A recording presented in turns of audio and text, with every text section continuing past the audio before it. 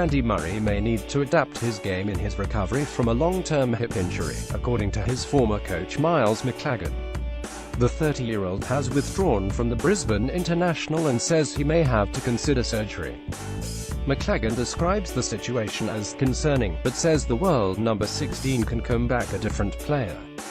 If he can get fit, it might force him to play a different sort of game, with shorter rallies. MacLagan said, "That could be very exciting, but he's got a tough road back. The characteristic of these great players is that when they've had a setback, they often come back stronger, reinvigorated in the mind."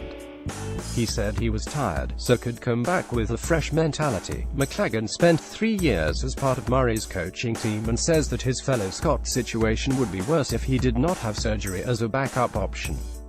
Murray has been trying to overcome the long-standing problem through rest and rehabilitation, having not played competitively since his defense of the Wimbledon singles title ended in a 5-set defeat by Sam Querrey in July. There's still a plan B. The Australian Open starts in Melbourne on 15 January, and Murray said he would decide by the weekend whether to stay in Australia or fly home. "It's concerning because the first option hasn't worked out, which was a lot of rehab," MacLagan added. "I know he's put as much into it as he possibly could.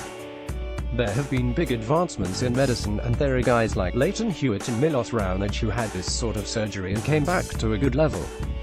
But of course it's never quite the same. There is a lot of wear and tear for athletes now, the way they play and the training they put themselves through so they can be as fit as they need to be.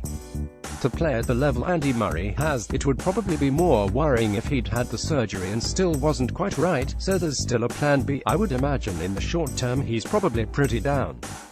He's made the effort to get out to Australia. It's not like he's just popped across to France to see how it is."